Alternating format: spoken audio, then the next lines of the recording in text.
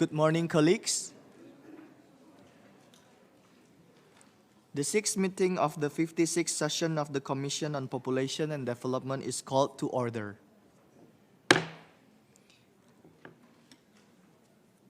Excellencies, distinguished delegates, ladies and gentlemen, as indicated in today's program of work, this meeting of the Commission will be in two parts.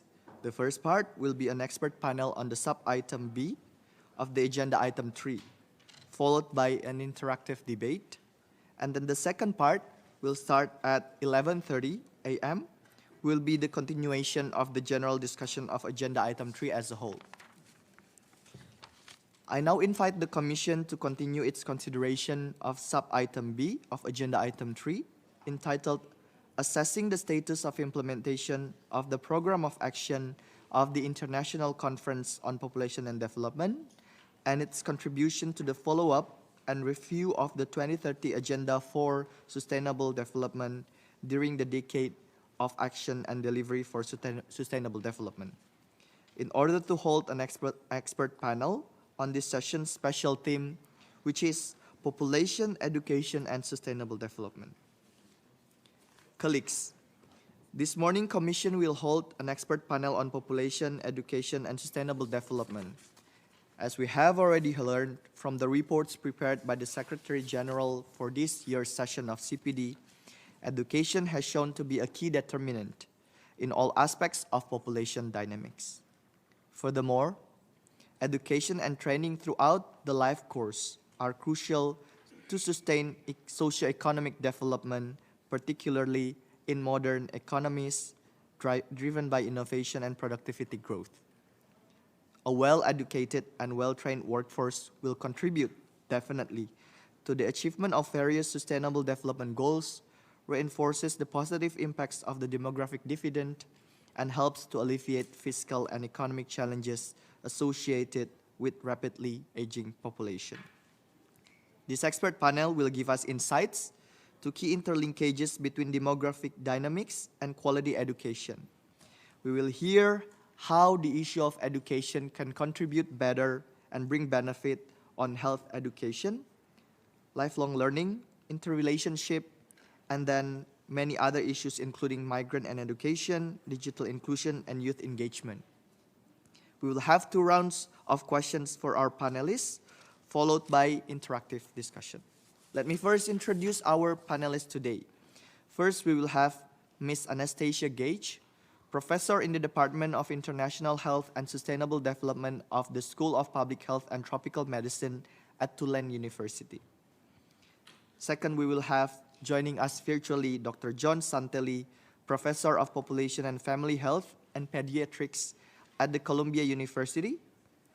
And then we will have here Mr. Juan Alvaro Lopez, the Executive Director of the National Institute of Learning in Costa Rica.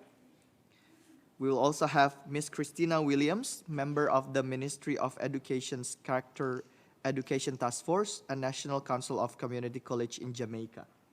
And last, joining us virtually, we will have Mr. Ayman Zohri, Adjunct Professor in the Department of Sociology at the American University in Cairo, and also in Cairo University, as the last speakers in the list that we have today. Before we proceed, I would like to remind participants that there is no pre-established list of speakers in this session.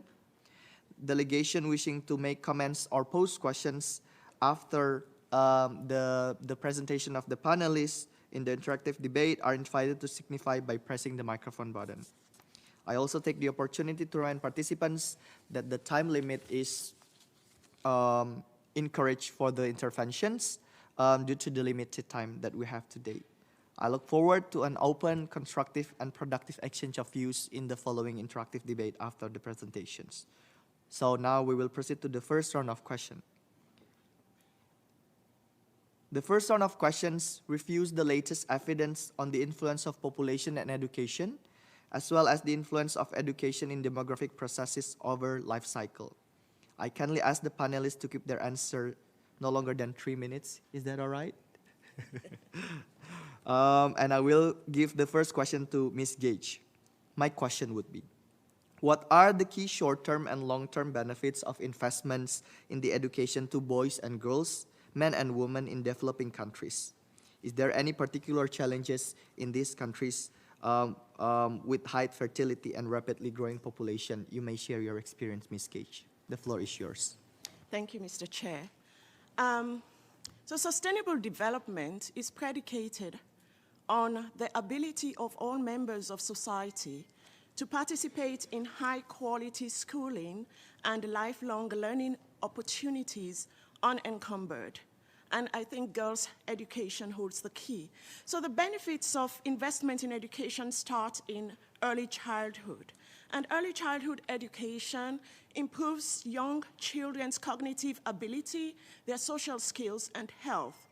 Education also in the short term helps to raise public awareness of pressing environmental challenges such as climate change and loss of biodiversity, and encourages people to minimize the harmful effects of their activities on the environment.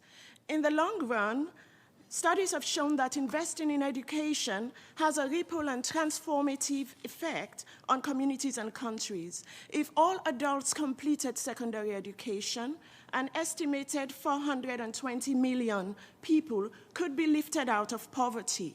And if all girls complete secondary education by 2030, the gross domestic product of developing countries would increase by 10% over the next decade.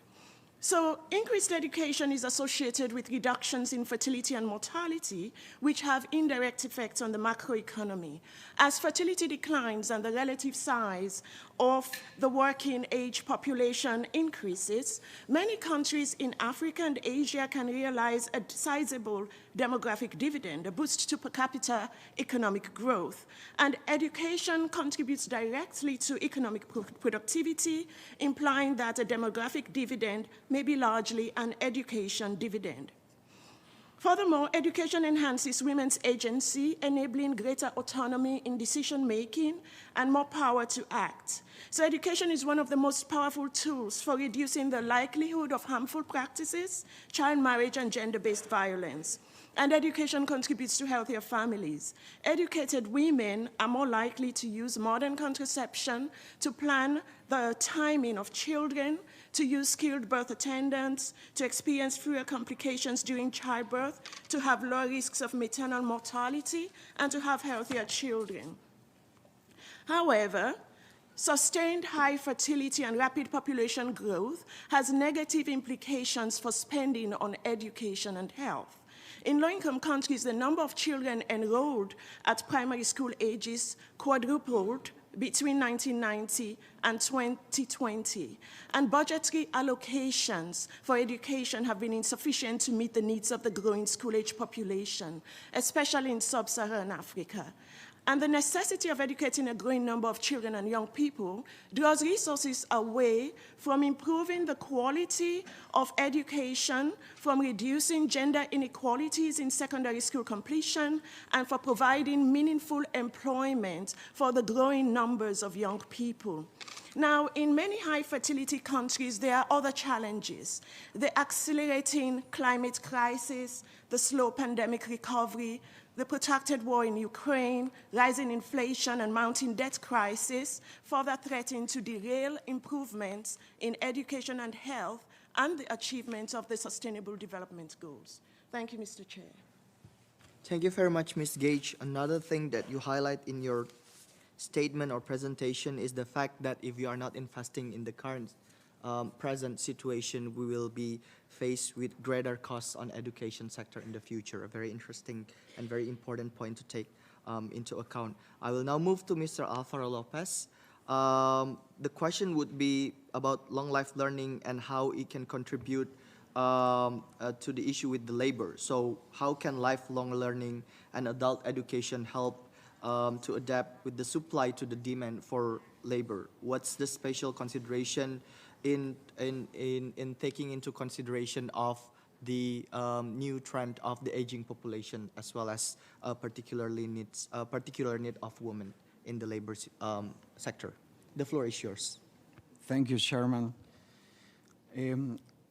El aprendizaje a lo largo de la vida es un concepto que ha evolucionado en las últimas décadas y debemos entenderlo como ese proceso que pretende impulsar el desarrollo de la persona hacia el ejercicio pleno de todas sus potencialidades, la satisfacción personal y el ejercicio social activo, ya sea por medio de la educación formal, informal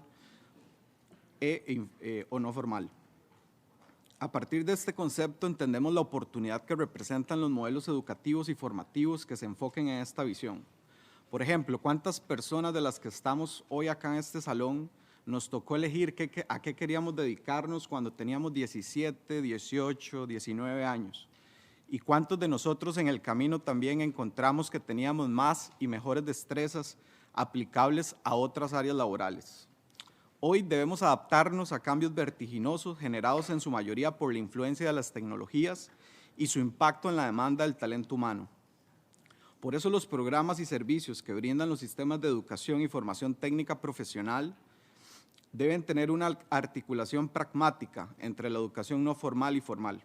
Es decir, que la oferta sea permeable, lo que permite a las personas transitar entre diferentes rutas formativas, educativas y laborales, pudiendo asegurarse así la incorporación al mercado de trabajo de aquellas personas adultas y jóvenes que han sido excluidas de los sistemas de educación formal y propiciar también que las personas trabajadoras adultas que actualmente se encuentran en el mercado laboral puedan reconvertirse o hacer reskilling y cambiar de carrera para poder acceder a nuevas oportunidades laborales, buscando siempre garantizar el derecho humano a un trabajo decente, que esté bien remunerado, que sea de libre elección, que elimine la informalidad y que asegure las garantías laborales. El mismo protocolo de San Salvador señala que los estados partes se comprometen al desarrollo de proyectos de formación y capacitación técnica profesional con la finalidad de promover la permanencia de las personas en los mercados de trabajo durante toda su etapa productiva. Luego, sobre el segundo aspecto y qué consideraciones especiales debemos de tener en cuenta. Uno, insistir en que los servicios que brindan las organizaciones privadas y las instituciones públicas estén centrados en las personas, pero sin quitar de la mirada que sea una oferta pertinente y que esté ligada con la demanda del mercado laboral. Segundo, desarrollar estrategias que permitan la finalización de la educación secundaria. Tercero, y para mí uno de los más importantes en cuanto al empleo de las mujeres, es fundamental que los servicios de educación y formación técnica profesional sean inclusivos y estén diseñados para abordar las barreras específicas que ellas enfrentan. Por ejemplo, a menudo las mujeres tienen una responsabilidad en materia de cuidado. En Costa Rica tenemos indicadores que dicen que más de 4 horas diarias las mujeres dedican a este tipo de labores y su relación con el PIB del país puede rondar el 19%. Así que es importantísimo que las mujeres se incorporen, al menos en los países como Costa Rica, a los mercados de trabajo para generar mayor prosperidad.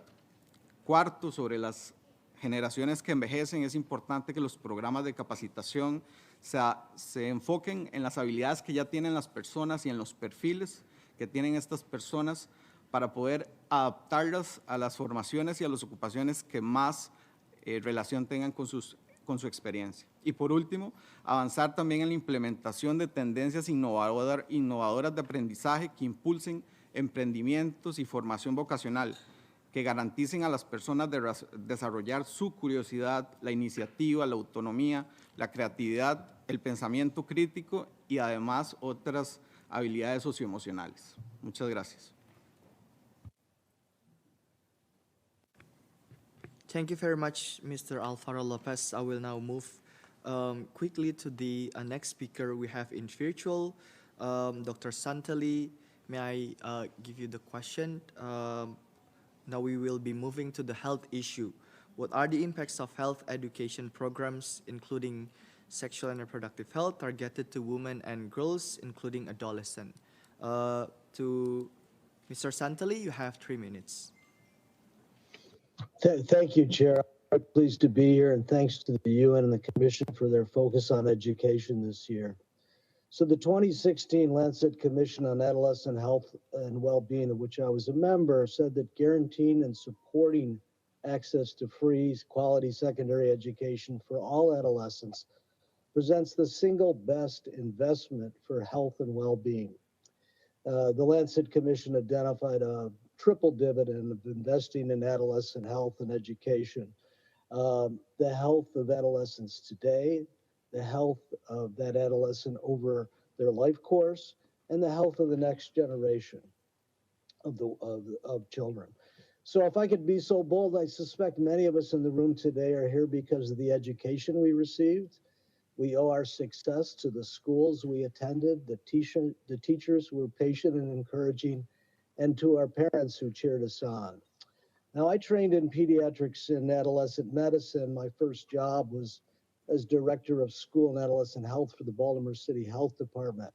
You know, from that time, I developed a lifelong interest in school-based health services, school health education, and the ways that schools can promote the health of young people. Today, I'm a professor at Columbia, and I've studied the impact of education on the health of adolescents and the important intersection of health and education. Considerable research, we've already heard some of it today, considerable research supports the notion that education has a powerful influence on health across the lifespan. It's associated with improved health practices, socioeconomic empowerment, girls' advancement, health literacy. Among young people, education is a key protective factor with greater educational attainment, connectedness to school, are important, and school attendance is associated with lower rates of health risk behaviors and lower rates of adolescent and unintended pregnancy. In developed countries, children and adolescents are doing well in school academically, who feel connected to school and have the aspirations for the future, are more likely to have greater educational attainment and fewer health risk behaviors and better health. In developed nations, young people who have access to primary and secondary schools demonstrate greater educational occupational attainment. So I've had the privilege of working in Uganda over the last 15 years, and what we see there is rapidly rising school enrollment linked to the national policy of universal primary education, or UPE, which was inaugurated in 97. That policy abolished school fees and increased educational access for children and adolescents, particularly young women. So I work in the Rakai district in rural Uganda. School enrollment is associated with reduced HIV acquisition among youth, and rising school enrollment has been associated with declining HIV risk factors and rates of HIV acquisition among young women. Over the past 20 plus years, we've also found major declines in child marriage, adolescent pregnancy related to that rising education. Let me stop there. Thank you very much, Mr. Santali, for the presentation. Allow me now to move to Ms. Williams. Coming from the perspective of youth, now we will move to the youth issue, which are always exciting. We would like to hear your experience in the COVID-19, to be very specific, because we know youth are facing a lot of challenges in the access to education. And we see a growing trend of the digital improvement and transformation in the education sector. So probably you can give a bit of your experience on the evidence that you have on how education, in particular digital education, can contribute to the skills of youth. The floor is yours. Thank you, Chair. I will start by saying that digital inclusion and education are very much intertwined. And we know this because, firstly, digital education provides the skills youth may need to access and effectively utilize resources to connect, collaborate, educate, ideate, and situate themselves in a world that has become increasingly interconnected. But while it is that we're able to say that readily, in theory, in reality, a lot of our young people across the world are being left behind. Why do I say this? Because the attainment and use of digital skills cannot be adequately achieved in regions or countries that lack satisfactory infrastructure to meet the standards of digital inclusion. So, instead of technology connecting our most vulnerable young people and students, due to lack of proper planning it has excluded them further. And I will now use the onset of the COVID-19 pandemic to explain. By 2021, 1.4 billion students worldwide were affected by school closures, and the majority of these students had to rely on online learning.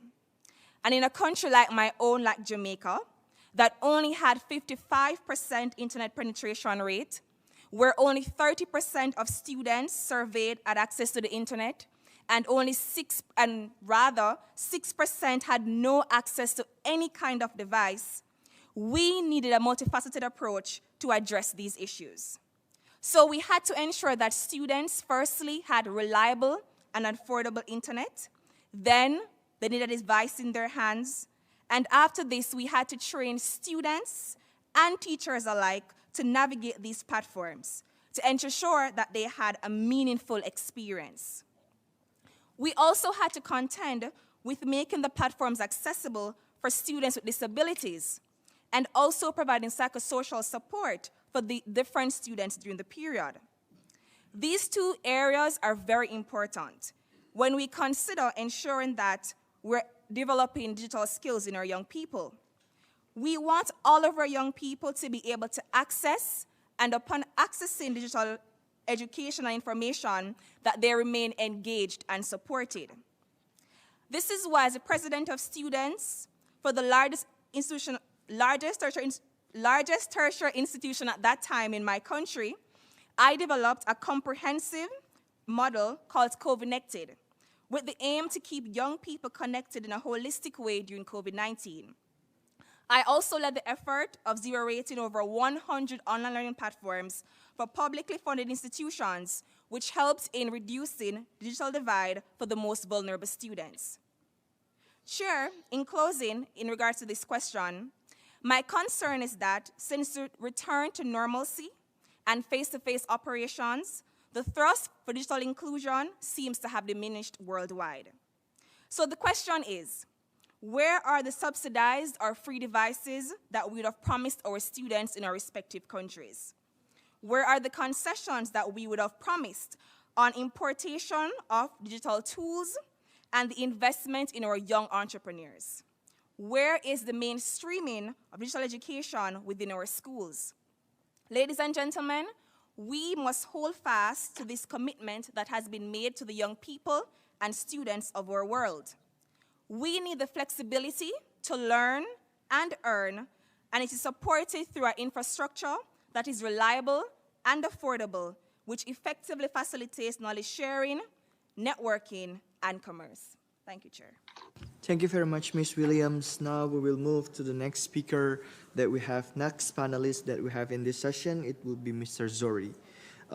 We will try to see the linkage, the strong linkage between the issue of education and migration in this presentation by Mr. Zohri. The question I have to you, Mr. Zohri, what is the relationship between education and migration in countries of origin and destination of migrants? And if you have any experience on the benefits as well as challenges in providing access to education for migrants, might it be benefits to the individuals or to the whole society and the challenges that's being faced? Mr. Zohri, the floor is yours. Okay, thank you very much. We're actually very glad to be with you today in this very important panel on population, education, and sustainable development. Migration is very important, one of the population dynamics with fertility and mortality. So actually the relation between education and migration is two-way relation, where from one side, education may increase the propensity of migration. Migration is selective, and migrants are not a representative sample of their countries of origin. Usually migrants have characteristics that are above the average of their countries of origin. Hence, migration could be a form of brain drain for countries of origin and brain gain for countries of destination. But migration may be for education or for studying abroad.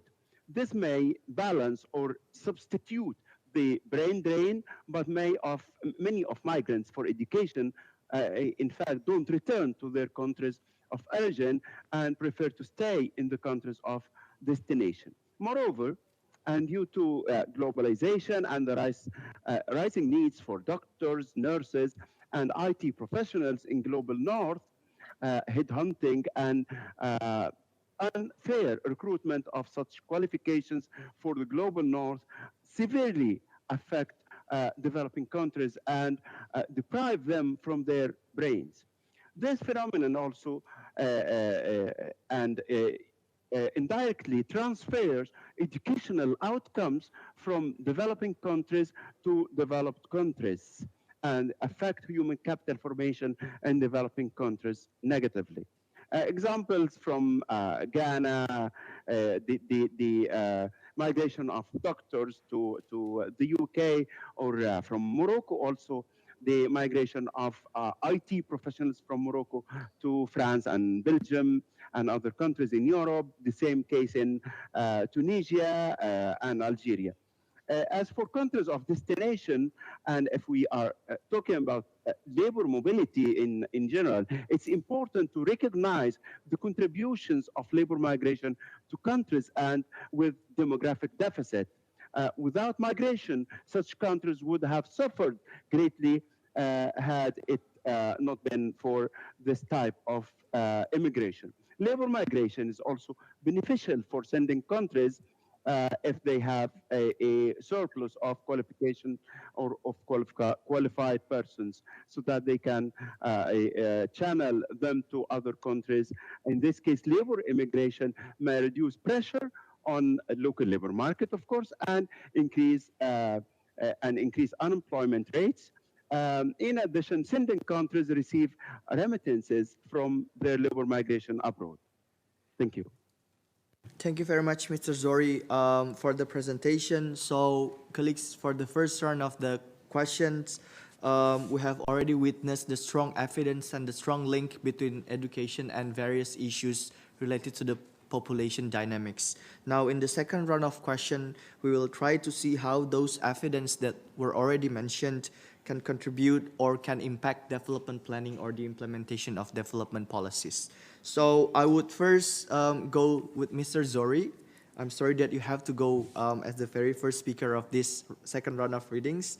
Mr. Zori, the question would be what policies and interventions related to education and training that have been proven to be effective in facilitating integration or reintegration of employability of migrant workers with different levels of education and skills, because as you mentioned, education is one thing, but then the contribution of migrant to the society is another thing. The floor is yours, Mr. Zori.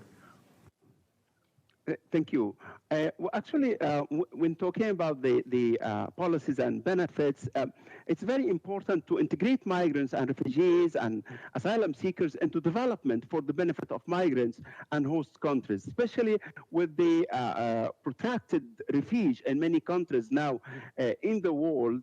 It is very important to think in a sort of a long-term way of dealing with migration and the transfer of actually the outcomes of education. One of the most important factors of integration is education. So education, through migration, you can get qualities and qualifications, educated people, and at the same time you need to educate migrants in the country in order to increase the benefit of education in development. So host countries are actually responsible for making available educational services for all children, including non-citizens. This is according to the global commitments like the Convention on the Rights of Children for the year 1989. Education and training after the basic education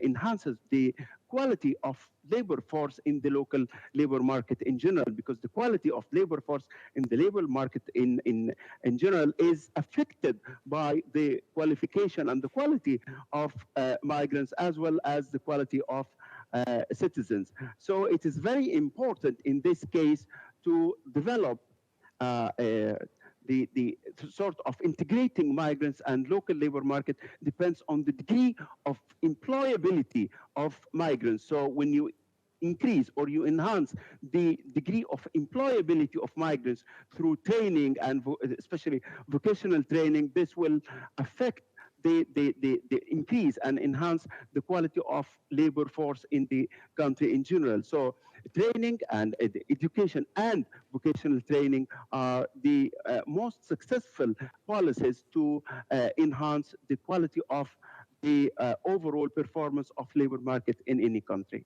Thank you. Thank you very much, Mr. Zori. Now I will quickly move to Ms. Williams.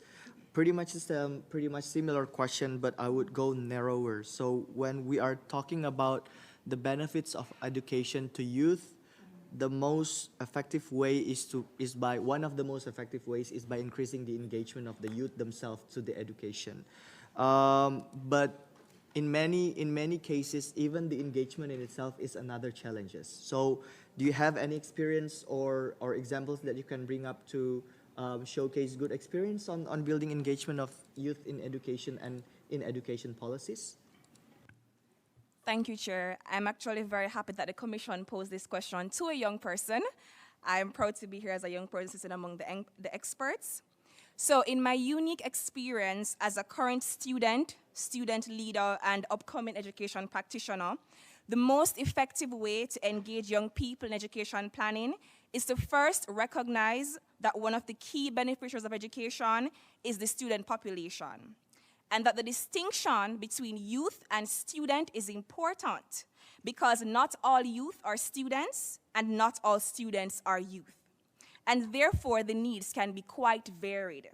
For example, mature students may require greater flexibility as they may need to contend with childcare or full-time employment, among other concerns. With that established, the next important consideration is that young people and students are not only passive beneficiaries, but can also be active collaborators and partners. This collaboration should range from the local level, such as young people partnering on or championing their own local causes, to formal leadership within their education institutions and government structures. Earlier in my presentation, I've talked about my time as president of students in my country and how during COVID-19 I would have been able to zero rate online learning platforms, as well as championing different kind of concessions, policies, etc. That happened in my capacity as a student leader. So we see how having a young person having formal position as a student leader or being able to engage in that way can have a real impact on education policies and programs. However, a lot of time, youth and students' role as partner collaborator tend to rely on administrative or political power. Youth advisory groups, councils, etc. emerge under youth positive leadership, but disappear under less progressive government administrations. This must end. If we truly wish to engender youth and student engagement in education planning and protect the right thereof, we have to legislate it. We must also democratize it. Young people and students are quite capable of electing their own student leaders, which are then accountable to them, resulting in more likely informed policies. For example, in Jamaica, through our Education Act, there must be an elected representative on every school board of every secondary or tertiary publicly funded institution in our country. There must be a student leader. Youth should not have to rely on the volatility of political agendas to have a voice. The question is, have we truly been facilitating meaningful youth and student engagement in education planning, or is this just another form of political control? Finally, we must engage youth and students in all their diversity in education planning. It is why democratization of the process is so important, because I have seen, especially at the international level, how unrepresentative education policies become when we select particular groups of young people to represent, to the exclusion of others. It's why young people like myself from Jamaica and the Global South always say we feel privileged to be in the space. The question is, why is it not common to have young people like myself represented? When in order for us to have true representation and robust policies, we need all kinds of youth and all kinds of students represented at the table. It's a question for us to consider and put some policies in place to address. Thank you. Thank you very much, Ms. William. It reminds me that I was a student leader myself back in Indonesia. So I will now give the floor to Mr. Santali with another question. We will now move to health issue with a very specific question as well. So you have already presented the impact of education to the health sector, including sexual and reproductive health. Now the question would be how those evidence and then programs on health issues can be put and can be implemented and at local level with different contexts. So the question would be how, in the way of implementing those programs, we can be sensitive to the local and cultural context. We also acknowledge that parents, educators, and schools, when we're talking about education, have significant specific and complementary roles. And how can you elaborate such kind of roles in the way of implementing education policies that are supportive to the health sector? Mr. Santali, the floor is yours. Thanks again, Chair. So let me take a public health approach. So key criteria for evaluating public health programs include the efficacy of the program, the potential for harm, community support, and when it comes to something like education and or sex education, we need to think about parents and the community and the teachers and the students in that, and then consistency with human rights principles. And importantly, comprehensive programs for children and adolescents should be developmentally appropriate and based on sound science, good science. So the efficacy issue, the most comprehensive meta-analysis on U.S. programs conducted by the CDC Guide to Community Preventive Services examined 66 comprehensive risk reduction sexual health programs and 23 risk avoidance or abstinence-only programs. Those comprehensive risk programs had multiple favorable effects. They helped young people delay initiation of sexual intercourse and reduce current sexual activity. They reduced the frequency of sexual activity. They increased the use of protection, both condoms and hormonal contraception. They reduced sexual partners and the frequency of unprotected sex. And they also therefore reduced the risk for sexually transmitted infections and pregnancy, both of which are major problems for adolescents and young adults. Likewise, the 2018 Global Review of Curriculum-Based Sexuality Education commissioned by UNESCO found 77 high-quality studies delivered in schools found that sexuality education remains a crucial and cost-effective strategy. Other research has found that comprehensive sex ed has a variety of other positive outcomes: appreciation of sexual orientation and gender diversity, prevention of bullying, particularly homophobic bullying, and cyber bullying we've heard about already today, intimate partner violence and child abuse. It promotes healthy relationships. It promotes this notion of social emotional learning. So how do young people interact? What are good relationships? What are bad relationships? How does one interact with the digital world in a safe and wise way?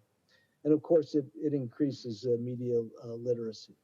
So, as a healthcare provider, I'd also suggest that school and community-based programs that provide sexual and reproductive health services to adolescents, including condoms and contraception, have also been effective in improving those protective behaviors. So is there evidence of harm? I think both of the reviews looked for that. And the good news is we find very little evidence of adverse impact from comprehensive sex ed or sexual and reproductive health services. And importantly, such programs do not promote earlier sexual initiation. And in fact, they probably help young people delay. So in terms of human rights, young people have a right to education. They have also a fundamental right to complete and accurate health information, which is needed to protect their sexual and reproductive health. So I think comprehensive sex ed checks that box as well. Finally, Chair, you asked about community acceptance and the role of parents. And this is a big and complicated area, but there's, in the US, for instance, public opinion polls over 50 years have been fairly consistent that parents support sex education and reproductive health services. Adults support that, and that support has been strong and consistent over time. And as a healthcare provider, I'd also point out that all of the medical and health organizations, the ones in the US and the ones that I know globally, also support sex education and services. And in fact, so many of us as healthcare providers have seen the disastrous effects for a young person who was not educated, who may be pregnant or may have a sexually transmitted infection or perhaps even HIV. And those disasters, we understand, can be prevented by doing some prevention up front, doing some education. And finally, I think sex education is politically controversial in some communities. I see it in my country. I've seen it in other countries. It's in part a different worldview on the part and political opposition on the part of social conservatives, but I think they are not the majority, at least in most countries. So I would sum up by saying that comprehensive sex ed and services for youth are effective. They promote the rights of young people and are well accepted by most parents and most communities. I'll leave it there. Thank you very much, Mr. Santelli. Now I will move to Mr. Juan Alvaro Lopez. Going back again to the issue of labor and employment, effective employment. Now, you mentioned that education will fill specific gaps between the supply and demand for quality labor. Now, the question that we are giving to you is the way in which we can ensure that lifelong learning, support achievement, sustainable development, because it seems like different extreme of the linkage of issues, but probably you can try to explain to us your experience and your findings. The floor is yours. Thank you again, Chair. La economía circular, los empleos verdes y azules representan oportunidades importantísimas en la creación de nuevos puestos de trabajo y será clave enfocar los perfiles de estas nuevas ocupaciones a partir de las destrezas y habilidades que las personas puedan obtener a través del aprendizaje a lo largo de la vida. Por ejemplo, este enfoque puede garantizar a las personas a comprender mejor cómo reducir las emisiones de gases de efecto invernadero y promover la adaptación al cambio climático, tanto desde sus puestos de trabajo, sus lugares de formación, pero también puede ayudar a las personas a desarrollar habilidades empresariales y de liderazgo para crear y dirigir empresas sostenibles. Otras habilidades y conocimientos necesarios para abordar los desafíos ambientales actuales incluyen, entre otros, la comprensión de los sistemas ecológicos y de los efectos de la actividad humana en el medio ambiente, la capacidad de analizar y evaluar los impactos ambientales de las políticas y prácticas económicas, la capacidad de diseñar y aplicar las soluciones sostenibles a los problemas ambientales, la capacidad de comunicar y colaborar con otros actores interesados para promover la acción ambiental. Debe considerarse que el aprendizaje a lo largo de la vida incluye que las experiencias que se dan desde la primera infancia, como hemos escuchado.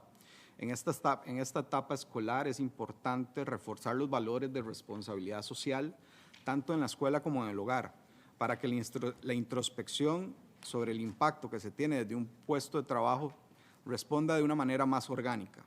De la misma manera, debe asegurarse que en la etapa adulta los procesos de evaluación de competencias estén relacionados con la responsabilidad ciudadana, reflejando la necesidad de contar con talento humano técnico que se perciba dentro de un mundo y no solamente desde un puesto de trabajo. En Costa Rica existen ya varias carreras técnicas y formación profesional que pueden apoyar al logro del desarrollo sostenible y temas ambientales. Entre ellas puedo mencionar un técnico en energías renovables que se enfoca en la producción de energía a partir de fuentes renovables como la energía solar, eólica, hidroeléctrica y geotérmica. Los técnicos en energías renovables pueden trabajar en la instalación y mantenimiento y reparación de sistemas de este tipo de energía. También tenemos técnicos en gestión ambiental, tenemos técnico en agricultura sostenible, enfocado en temas de agricultura orgánica y permacultura.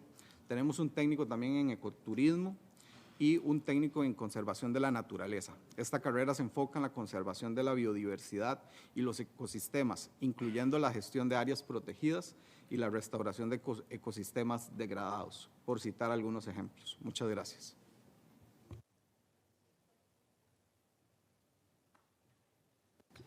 Thank you very much, Mr. Juan Alvaro Lopez. Now we will move to the last speaker of this panel session before we move to the interactive discussion. So you have the privilege to be the first and the last speaker, Ms. Cage. The question that we will present to you is related to the most effective policies and intervention that could contribute to improve health and education of young women and men in developing countries, and what are the best policies and intervention to promote synergies in of course implementing the ICPD program, especially the SDG 0.4. The floor is yours. Thank you, Mr. Chair. Some of the key policy actions have included making education compulsory, which is quite common in many countries, guaranteeing free education through secondary school, which is sometimes not that common, and improving infrastructure and pedagogy, and also eliminating the barriers that deny education to pregnant girls, young parents, children with disabilities, and refugee and displaced children. So some of the programs, you can think of them as falling into three groups: the child-centered programs, which tend to benefit children directly, and include such programs as the feeding programs, especially in locations with high food insecurity, and school-based health and merit scholarships. Some of us would have found it difficult to go through education without being able to benefit from scholarships. Then you have the household-level interventions, and these try to address the costs of schooling by removing financial barriers. And some of the most effective are conditional and unconditional cash transfers. And they are most effective for increasing school enrollment, attendance, retention, progression, and completion. And what studies have found is that programs that are conditional, that monitor compliance, and that penalize non-compliance have substantially larger effects than programs with no conditions. Then you have school-level interventions. They focus on improving infrastructure, geographical access, and the teaching and learning environment. So they can include things like establishing community schools in remote areas to increase enrollment. Double shifting schools has been helpful in reducing overcrowding, maximizing the use of limited resources, allowing students to attend school in the evenings, and generating more earnings for teachers. But double shifting works best if the school system can compensate for reduced teaching and learning time, and they can do this by extending the school year or adding more time, school time in a week. Now, to support the call for the expansion of digital education, which we've heard today, expanding science, technology, engineering, and mathematics education is so critical because that is what is going to ensure that learners develop skills that would enable them to capitalize on new technologies and be successful in today's labor market. Without STEM, it's going to be very difficult for a lot of developing countries to be able to compete in the modern labor market. Improving teacher training and pedagogy, and the structured pedagogy programs have the largest and most consistent positive effects on learning outcomes. And key elements include things like providing materials for students, having daily lesson plans, teacher training and mentoring, and establishing communities of practice for teachers. And very critical in many places is addressing the social barriers and making schools safe. These programs provide rights-based curricula on gender, sexual and reproductive health and life skills. They support the construction of separate sanitary toilets for girls in schools, and they introduce gender-based violence reducing and reporting mechanisms in the school systems. Thank you. I'm sure many questions would arise during the discussion. Thank you very much, Mr. Gage, indeed. So thank you very much to all of the panelists for their very comprehensive and expansive presentation and intervention.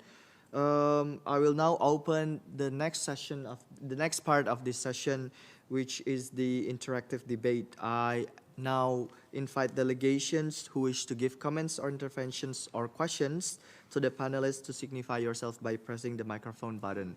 It is our intention to make best of the remaining times to have the interactive discussions. Therefore, I intend to open the floor to all the interventions first before we go to each panelist to give your answers or comments to the questions or intervention being posed. I would like to remind colleagues and encourage us to utilize the limited time that we have. Therefore, I would like to also remind that the speaking time is limited to 3 minutes, and I really thank you for your cooperation. I see Cuba. I will give the floor to Cuba.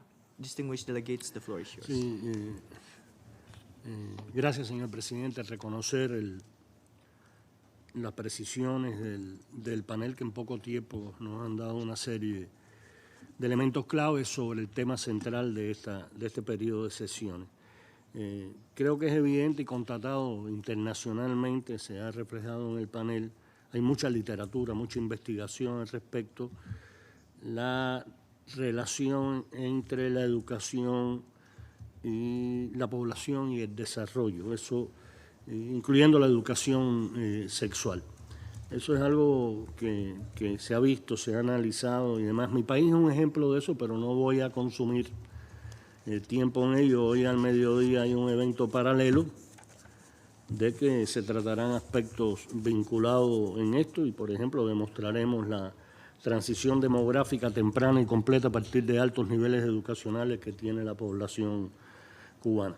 Ahora, en los informes, y ahí voy a hacer una pregunta, en los informes entregados por la Secretaría para este periodo de sesiones que estamos analizando desde el día lunes, e inclusive en el primer panel, el que se trató el día lunes, se comenzó, y alguno de los panelistas lo ha tratado, a hablar del no cumplimiento del ODS 4 por toda una serie de situaciones reales. Voy a mencionar 3 que se han dicho y están en los informes y algunos de los panelistas lo han mencionado. Primero, un deterioro de los sistemas de educación previo a la pandemia de COVID-19, evidenciado, visto. Segundo, la crisis en los sistemas educacionales asociados a la pandemia COVID-19. Aquí se ha explicado bien en este panel, cierre de escuelas, no apertura, dilación de matrícula, etcétera, etcétera. Tercero, el no cumplimiento de los compromisos internacionales de financiamiento al respecto. La ayuda oficial para el desarrollo, en los documentos está muy claro, 6, 7 países cumplen el 0,7%, que es un propósito de larga data y que no se cumple. Pero lo que más me preocupa es que en esos mismos documentos está señalado una disminución del financiamiento internacional para la educación media, que es básico para la incorporación al mercado de trabajo. Por tanto, le pregunto, y lo ejemplifico en la doctora Gage, que habló al principio en su primera intervención de esto, el impacto que ella vislumbra, o cualquier otro miembro del panel, en el cumplimiento del ODS 4 en el año 2030. Es decir, ¿hasta dónde vamos a llegar? ¿Cómo vamos a hacer? Y demás. Gracias. Thank you very much, distinguished delegates of Cuba. I will now give the floor to distinguished delegates of Sudan.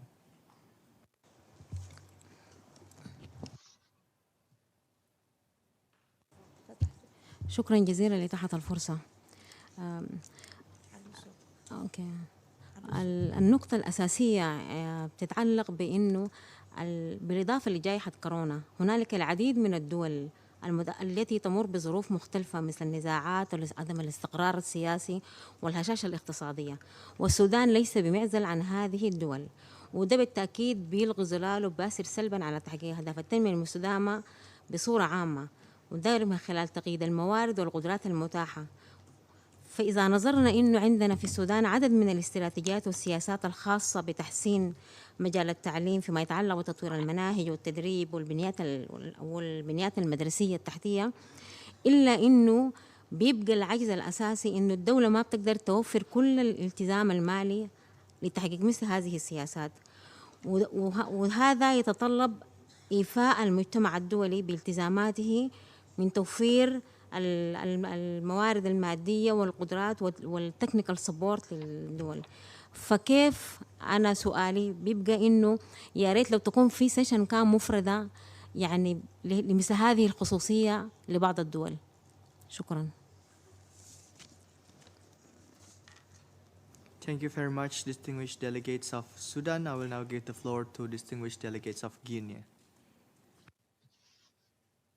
Merci, Monsieur le Président. Merci aux différents intervenants qui ont fait de brillantes interventions sur le thème de cette présente session qui porte sur l'éducation, la population et le développement. Particulièrement, la représentante de Jamaïque, dans son intervention, a vraiment retenu toute mon attention en mettant l'accent sur les initiatives qui ont été prises dans son pays lors de la pandémie de Covid-19. Comme aimait le dire, quelqu'un qui ne se souvient du passé ne peut vivre correctement le présent et encore moins construire l'avenir. En tant que présidente des étudiants, il y a eu des initiatives qui ont été prises pour réduire la fracture sociale, mais aussi la fracture éducative, afin de permettre à des jeunes d'avoir accès à des outils pédagogiques, didactiques, pour pouvoir maintenir la dynamique.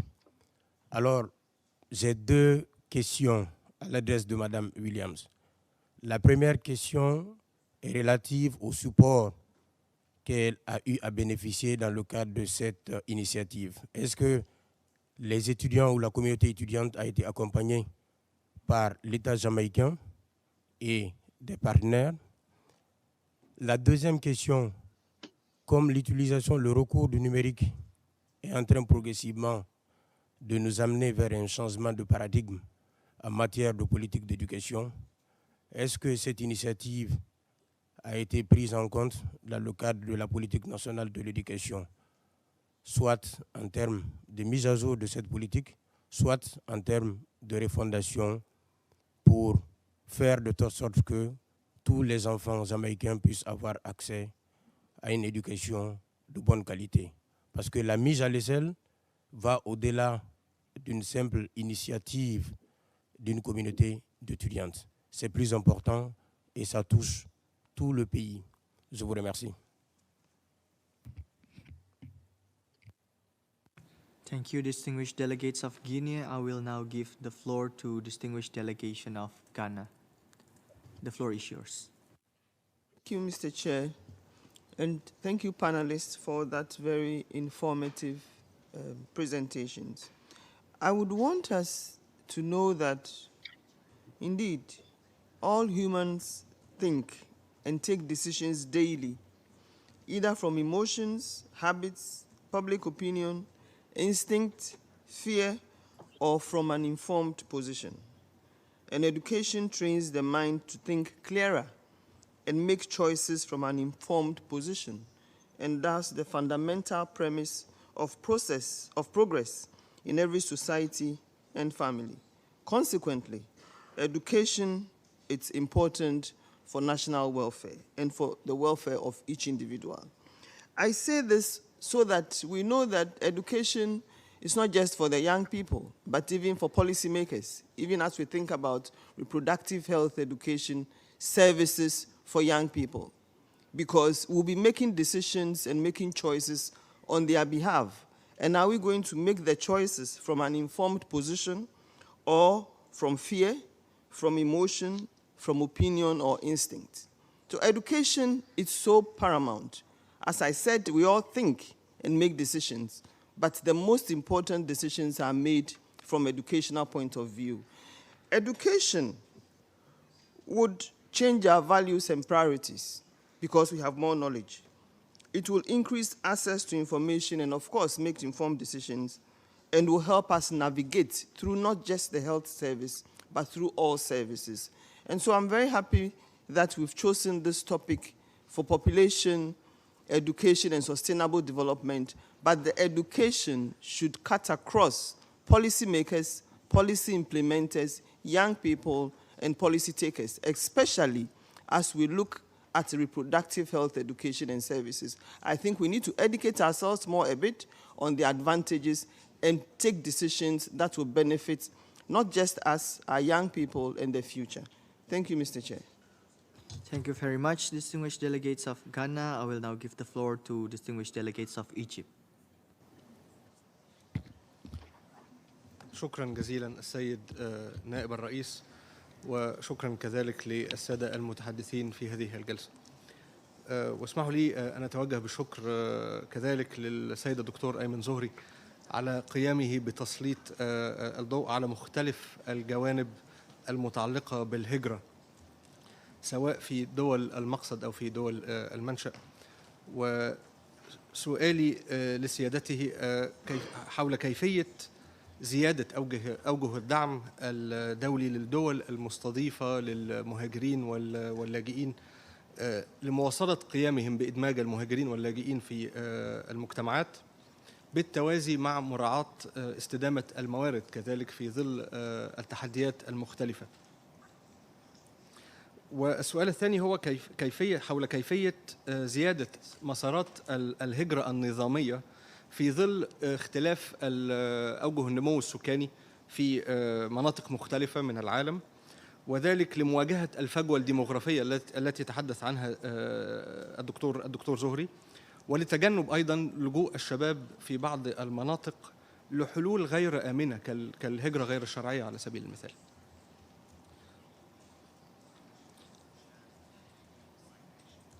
واسمحوا لي وأنا يعني أتحدث هنا أن أعقب على ما تناوله الدكتور سانتانيلي أيضا، فأشكره على طرح رؤيته حول البرامج التعليمية، ولكن ربما يكون مهما هنا أن ندرك أنه لا يوجد نموذج موحد يمكن تعميمه للبرامج التعليمية في كافة الدول، حيث تختلف الظروف والخصوصيات الثقافية والاجتماعية من دولة لأخرى. وسمعنا من بعض المتحدثين اليوم سمعنا عن مختلف الظروف في دولهم، فضلا عن اختلاف التقديرات السكانية من دولة لأخرى، فبالتالي لا يوجد نماذج موحدة يمكن تعميمها دون تعديل أو دون مراعاة هذه الخصوصيات المختلفة والأولويات التنموية، ولا يجب أن يتم ذلك بمعزل عن مبدأ الملكية الوطنية في البرامج التنموية ومنها توفير التعليم. وإن كنا نتفق بطبيعة الحال على أهمية منح الجميع حق التعليم على النحو الوارد بالإعلان العالمي لحقوق الإنسان وغيره من المواثيق الدولية. شكرا جزيلا للسيد نائب الرئيس.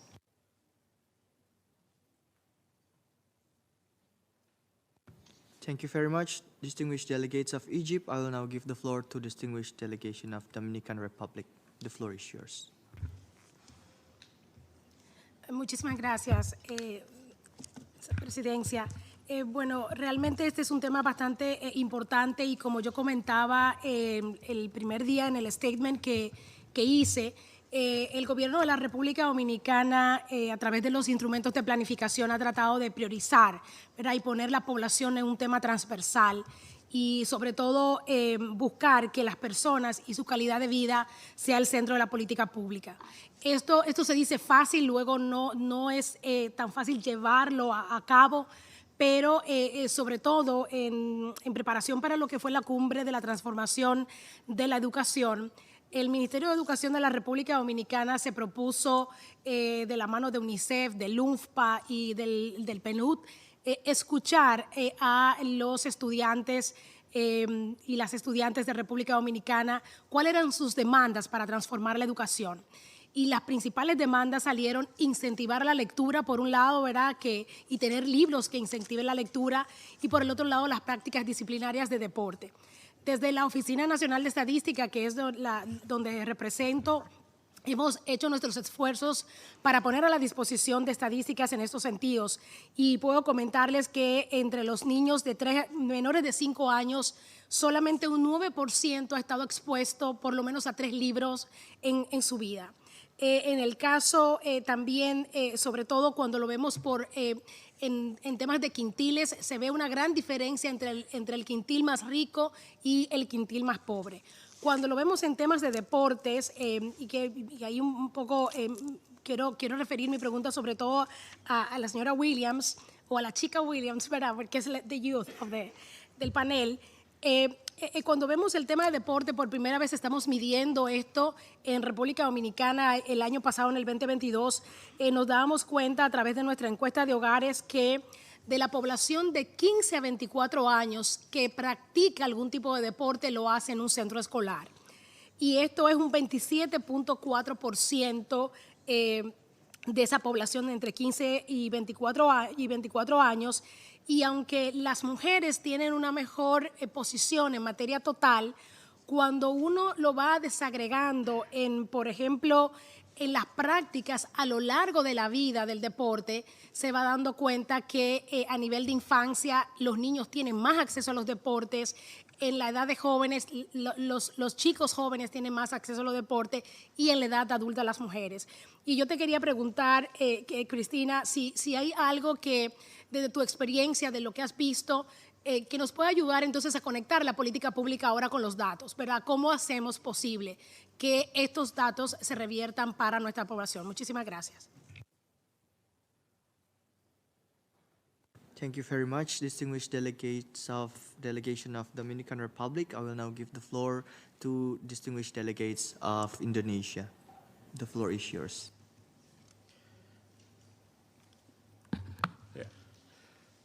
Mr. Vice Chair, distinguished speaker, I thank you all of you for presentation.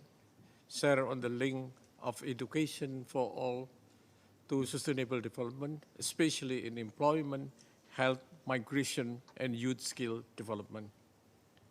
As the issues are highly important for Indonesia, we strongly agree to materials being shared in the session, how policy and education can result great dividend of sustainable development. For Indonesia, focused education has always been integrated into grand scheme of development planning at national, subnational, and also local level. At national level, it's included in the government's short, medium, and long-term development plannings. The inclusion of education is being done in both manner, having it as standalone element and having it as mainstream focus on other sector as well. At the national and local level, it's pursue quality of education for all, and its planning being done by dedicated agency of education, assisting in every level of 34 provinces and 514 cities and municipalities across Indonesia. Indeed, planning on development of education sector plays vital role, not only ensuring not only to ensure conduct of education itself, but the benefit that is bring human resources for development. However, at the global level, and in many countries, not only we still witness of lacking of planning, but also lacking of implementation on the plans have already established. In this regard, based on your experience, what can international community do to support the establishment or implementation of planning development in education sectors by state? I thank you. Thank you very much, distinguished delegates of Indonesia. I will now give the floor to International Federation of Medical Students Association. The floor is yours. Thank you. Thank you, Christina, for the voice of young people. It is really heartwarming to see your intervention for the fellow organization that represents the student community. Also, thank you, Professor Santelli, for bringing the health perspective into that discussion. My question is actually to you. You outlined a lot of examples of health organizations working and supporting the education, in particular on sexual and reproductive health and rights. The role of civil society in spreading awareness is undeniable, but most of the time they work independently from the national frameworks. How can member states work with the civil society in improving access in both informal and formal settings to health education, in particular comprehensive sexuality education? And from the perspective of an academic teacher, how can education sector can meaningfully include young people, their lived experiences, reflections, and challenges into the decision-making processes? Thank you. Thank you very much. We have heard the last speakers in this interactive discussion. I will now give the floor to our dear panelists to give their response to the question or comments. We'll first go with Ms. Gage. Ms. Gage, you may have the floor. Thank you. I would like to at least address the first question, which came from the distinguished delegate of Cuba, who mentioned the COVID-19 threats, the crisis to the educational system during the pandemic, and failure to fulfill international commitments. And he did point out that there's been a decline in international funding for education and how we're going to address this. This is a very serious issue, and I believe that not just for Cuba, but for a whole lot of other countries. My experience has been working in sub-Saharan Africa, and where you have very high rates of mistimed pregnancies, mistimed births. And it is going to be very difficult, especially for African countries, to meet the needs of a growing population, especially in those countries in which the population doubles every 25 years. The governments just cannot meet enough resources. They cannot dedicate enough resources to meet the needs of the population. And I think it's very important to do what we can to reduce, to address these mistimed pregnancies, mistimed births, by making sure that sexual and reproductive health and family planning services are made accessible to people who need them. Because I am not sure that the international funding is going to continue at the levels that it did in the past. We're seeing that in terms of development projects. And I think it's important for countries to start thinking about how we can mobilize internal resources to address some of these issues that are affecting our populations. Thank you.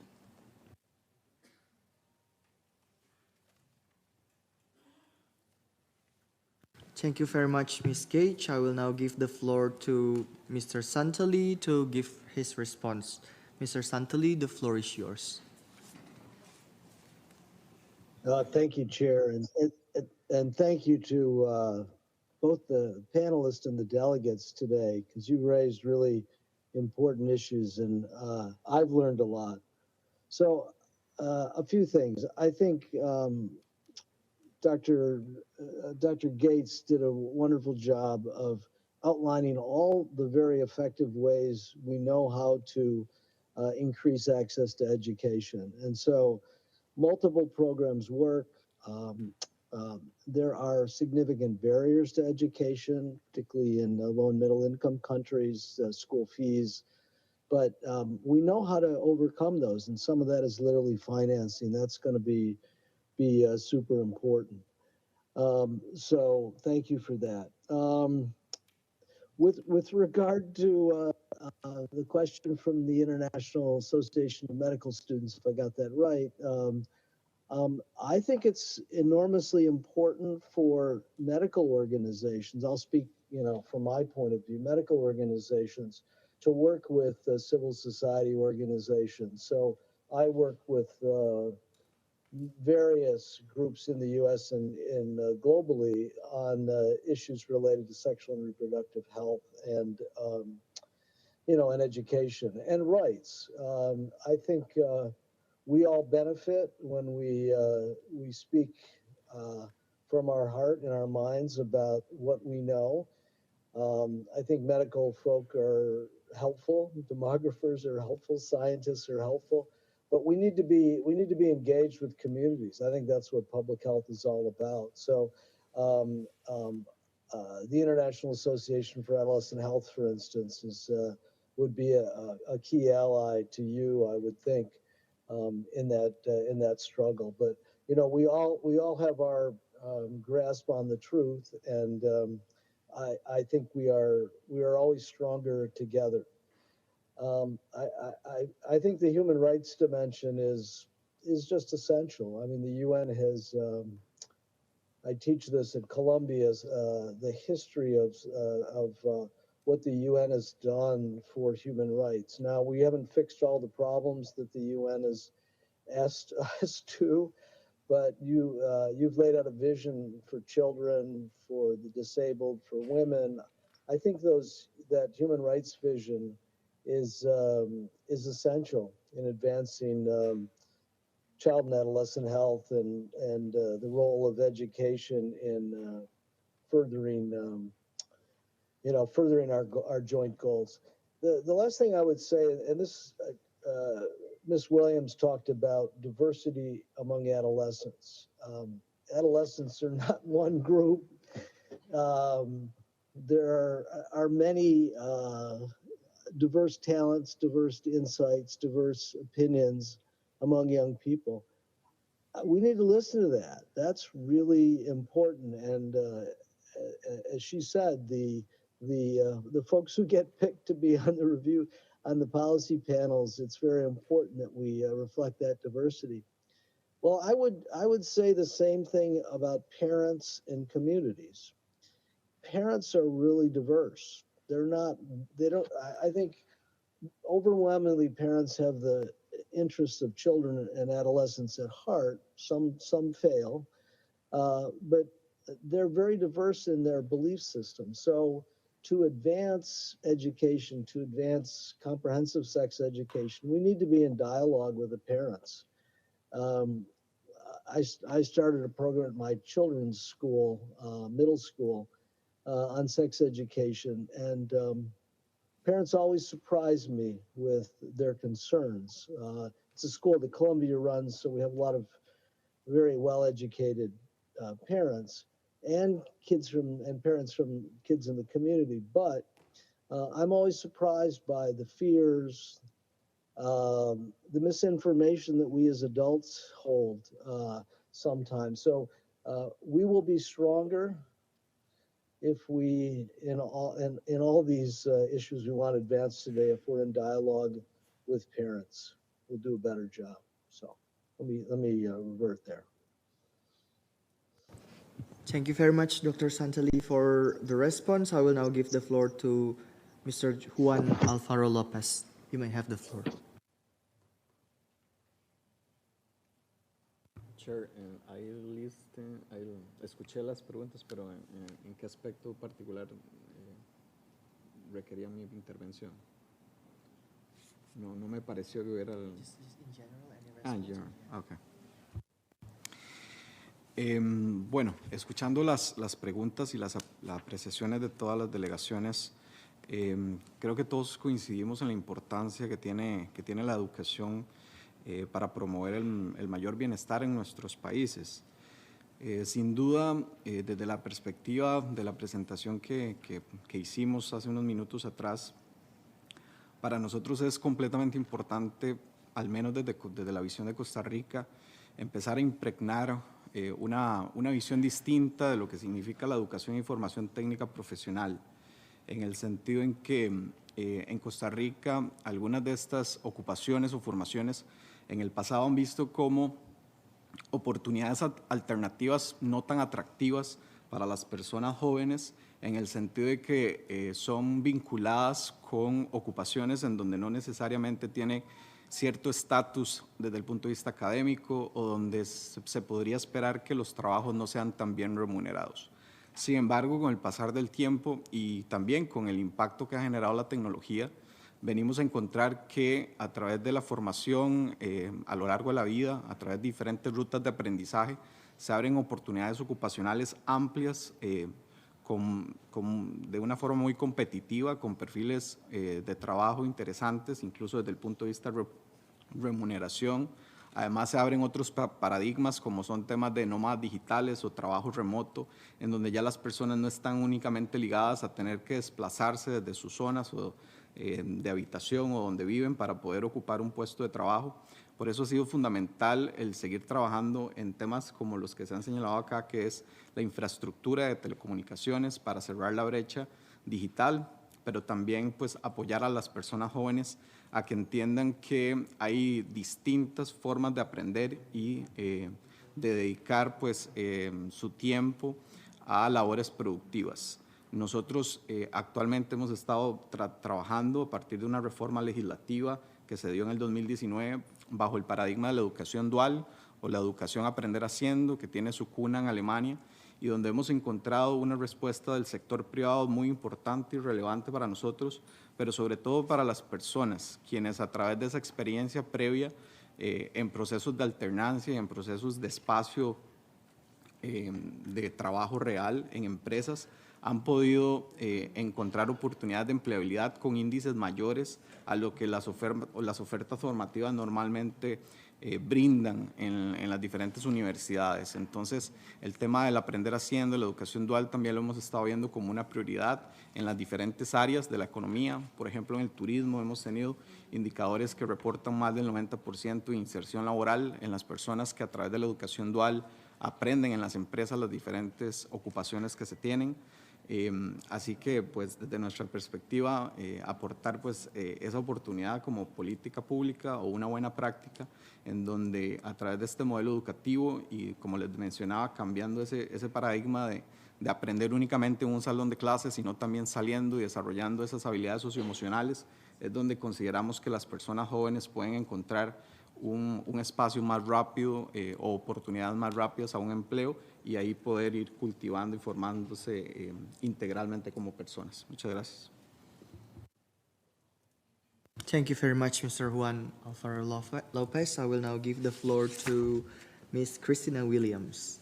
You may have the floor. Thank you, Chair.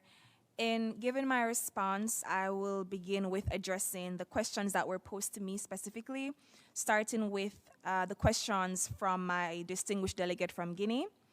The question was about whether support was provided to the young people in Jamaica during COVID-19 and the initiatives that we undertaken then. The answer is yes, a big resounding yes. I'm very proud to say that the government of Jamaica was very instrumental in supporting us during that time. While it is that I would have lobbied for the zero rating of online learning platforms and other initiatives, the government would have been the one to really work with us with telecoms to say, well, you need to ensure that this is done for our students. So yes, they were very much a big partner. And they also would have, I would say, provide legitimacy to the process by acting as our partner going to those negotiations with telecom providers. Aside from that, they would have also mirrored things that we did in our institutions. So while it is that at the university level, we were having our own tablet and laptop loan schemes, the government would have also had a national tablet drive as well, where they would have provided about 40,000 tablets and laptops to students, especially in rural communities. So that's a big thing that we'd want to applaud here. And in terms of the question about the updating of the policies to ensure that it reflects the changes now in terms of digital education, etc. So two things would have happened. One, right now we are working on the very first higher education policy in Jamaica. And what we're doing is that we're ensuring that the policy reflects the fourth industrial revolution, ensuring that young people are employable after they have graduated, that we're addressing needs that, as you rightfully say, weren't addressed before based on the socio-political climate at that time. So yes, our policies are being updated, but in some ways we have had to throw out some things because at times, if you really want your society to be transformed, you have to be ambitious and you have to dare to be transformative. So in some cases, I have had to say in the rooms with these different experts and that this may be something that may be a little controversial, but it needs to be done if we want to advance education in a way that is truly relevant to the current climate in our world and to the young people that we're catering to. In regards to the question from Dominican Republic, in regards to attaching or ensuring that our policies reflect data, you also mentioned sports. So I'll begin with sports first. Everyone here must know Usain Bolt. This is from Jamaica, fastest man alive. So sport is very much an important part of our culture in Jamaica, and it's also a very important part of our schools. And one thing we noted is that sports and recreation is a very important aspect of how it is that our young people remain engaged and how they're learning in our institutions. So during COVID, when we had school closures and our young people and our students couldn't actually go outside, we actually saw a decline in engagement.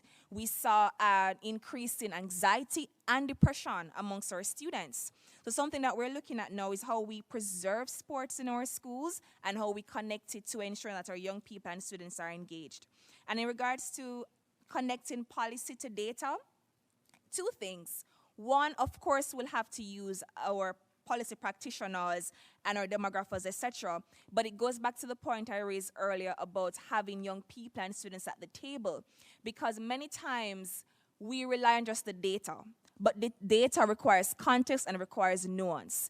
And there is no greater context and nuance than a young person and a student saying to you, this is what we need. So if you have students at the table, it will give greater nuance and context to those same data that you have, because numbers are hard facts, but sometimes you need that experience, that qualitative insight that comes from students and young people.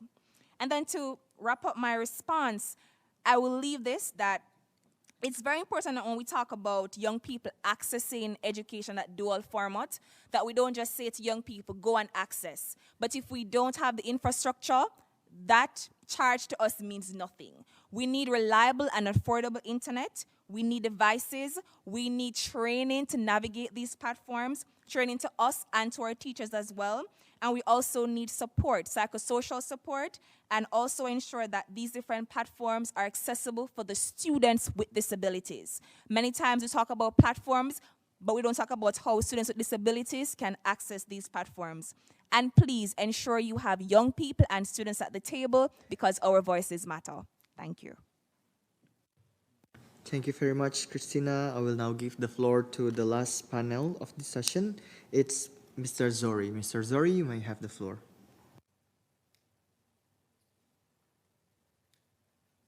Direct questions because of the time. With respect to burden sharing and international cooperation, in fact, burden sharing is very important, and it is actually clear in the international instruments such as the SDGs and the Global Compact for Migration.